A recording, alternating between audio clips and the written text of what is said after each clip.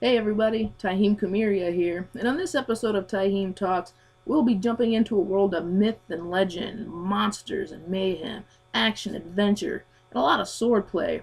I'm talking about the world of Percy Jackson.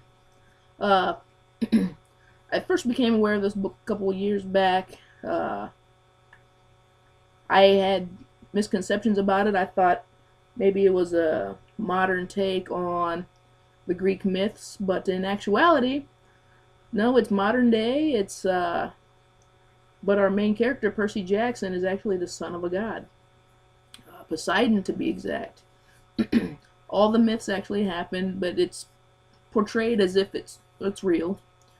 And Percy gets a big shock when he learns all this, and he finds out that his best friend is a satyr, whose job it is to bring young demigods to Camp Half Blood on Long Island.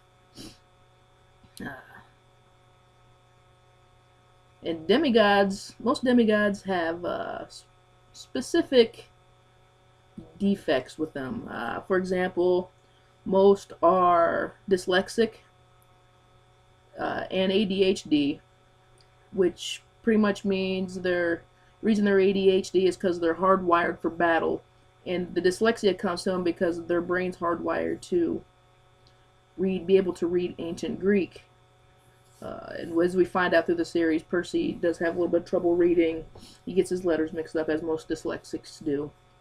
But like I said, that's because his brain is programmed to read ancient Greek instead of normal, everyday English. Uh, he finally makes it to Camp Half Blood, where he also finds out his teacher at his last school is a centaur named Chiron. The Chiron, the trainer of heroes for thousands of years. And this camp's mission is to train young demigods and send them out on quests.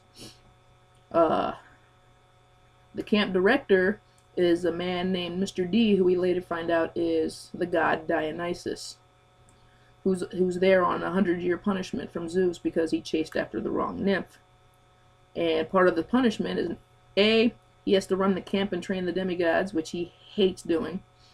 And B, no wine. As a god of wine, that really cheeses him off, so he tends to stick with Diet Coke as his drink of choice. There at the camp, there are 12 cabins, one for each of the major Olympians. And as we find out, Percy is the only son of Poseidon, so he's kind of lonely in his cabin once he finds out who he is. And the reason there's no other sons of Poseidon is because, as we find out, back during World War II, the big three gods, being Zeus, Poseidon, and Hades, all made a pact to have no children because of a prophecy that declared that a child of the big three, when they turn 16, will have to make a decision that could potentially destroy the world. So they had to make a pact to not have any children anymore, which, of course, they all break. Technically, though, as we find out throughout the series, Hades didn't technically break the pact. He was the only one who didn't. He had two children, Nico and Bianca D'Angelo, before the pact was made, but he placed them in a place called the Lotus Casino in Las Vegas, in which time moves very, very slowly.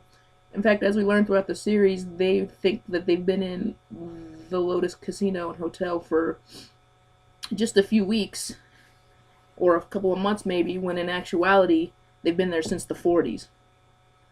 And we learn of another one, a young demigod named Thalia Grace, who was the daughter of Zeus, but the kibosh was kind of put on her several years before, when she was trying to protect her friends Luke and Annabeth there on top of Half-Blood Hill to get them safely to camp. And right before she died, Zeus turned her into a tree, therefore taking her out of the prophecy, which only leaves Percy. But of course, throughout each book, they're sent on a major quest. And throughout these quests, the first major thing that happens is in the second book. Percy is sent to capture the Golden Fleece. And when he does, they wrap it around Thalia's tree because it's got magical powers protecting the borders. It turns out it actually brings Thalia out of the tree and brings her back to life, thus bringing another child of the Big Three back into the world. And then later on, we find out about the D'Angelos, and there we got three children from the Big Three, and crap tends to hit the fan.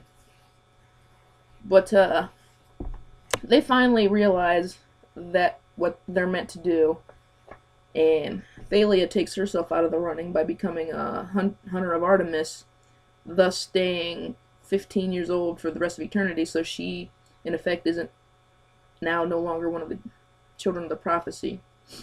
And sadly, Bianca is killed, but Nico was only 11 or 12 at the time, so he's still got a few years. But Percy being Percy, they find out by the end of the series what he has to do to either destroy the world or save it. But of course, him being the hero that he is, he does the right thing. He has a girlfriend, Annabeth Chase. She's the daughter of Athena. She's super smart, wicked smart. And she has one of her, she doesn't have any abilities really, like Percy does, but she has a cap that's a gift from her mother, a Yankees ball cap that can make her invisible. Some of the gifts Percy has, he can control water, specifically salt water. In fact, if he's fighting in salt water, he becomes stronger and it can actually heal him. And we find out later on that if he gets in fighting real hard and real bad, a hurricane actually whips up around him. And it's said that he can produce earthquakes, but I've yet to see this in the series at all. But he can also talk to horses, since he is the son of Poseidon, and Poseidon created horses. In fact, his number one pet, not pet really, his buddy is a Pegasus named Blackjack, who he can communicate with, because it's a horse. And there's been some evil horses, some cannibalistic horses that he's had to deal with. He's fought some famous monsters, including Medusa, the Minotaur twice, the second time being at the Battle of Manhattan. He's fought Ares, but the only thing that really saved his life was the fact that they were fighting on the ocean, on the shore of the Pacific. So it kind of gave Percy a heads up. But even then, Ares could have beat him, but he took the loss and like, okay, you got me this time, kid. But and throughout the series, there's been some famous demigods that's been mentioned in the book. Harry Houdini is mentioned as a demigod, but it doesn't give his godly parent. But my speculation is, since he was a magician of world renown, that he might be the son of Hecate, which is the goddess of magic. George Washington is the son of Athena.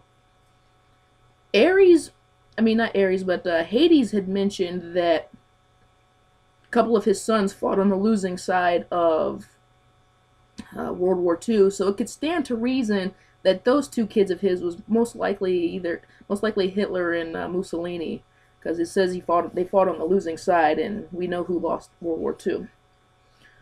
Some other ones, Amelia Earhart was mentioned, but it doesn't really say who her godly parent is. It could have been Zeus, because she's a flyer, and that's where his power is. It could have been Hermes. What was another one? Harriet Tubman was a daughter of Hermes. And it's also mentioned that the Beatles and Alfred Hitchcock were also demigods. But it didn't say who their godly parent was. I'd like to think that as far as the Beatles go, most likely Apollo was either their father, or maybe they were children of some of the other muses. And I have a theory on Alfred Hitchcock, on who his godly parent was, and most likely I would like to think either Deimos or Phobos, one of the sons of Ares, and Deimos being the god of terror and Phobos being the god of fear. And knowing what Alfred Hitchcock had done, it stands to reason that it could have been one of them two could have been his father, but it doesn't really say. Big big battle for Olympus by the end of the 5th book. Uh, Kronos, the Titan god, uh, is reawakened, and he's sending his forces to try and take Mount Olympus to destroy it. And the gods can't really do anything. That's what the demigods are for. And Percy and all the campers are trying to defend Manhattan to the best of their abilities. And while they're doing this, there's another Titan named Typhon that was released from Mount St. Helens, and he's making a path of destruction all through from Mount St. Helens on his way to New York. And that's where the gods are, is fighting Typhon and failing. And of course, Hades, feeling slighted, didn't participate in the battle. But by the end of the 5th book, when the battle's reaching a fever pitch, not only does Hades show up with his army to help Percy and the company, but Nico D'Angelo makes a big bad appearance again. In fact, Nico is probably my favorite character next to Percy. Big fan of Nico. By the time he really comes into his own, he's like 12, 13 years old. He wears a bomber jacket and carries a black Stygian iron sword. And he has some control of the dead. He can summon skeletal armies. He's a pretty awesome kid. And Percy's been said by many people, including Nico, who commune with the dead. Percy's been said to be like the strongest demigod, not of all time, but he's one of the most powerful demigods in recent memory. And Nico should know because he's communed with various dead, including other past demigods that's fallen. And we lose a lot of demigods. Some we come to know and like. One of my favorite characters who does survive is Clarice LaRue, who is the daughter of Ares. In fact, she's the head of the Ares cabin. And they're pretty awesome. As I have said before with Aragon and a couple of other movies, don't waste your time on the movies. I would strongly stick with the books. They're much more enjoyable, more in depth. Watch the movies if you want, but I strongly recommend not. And that's all the time I have for today for this wonderful episode of Tyheam Talks.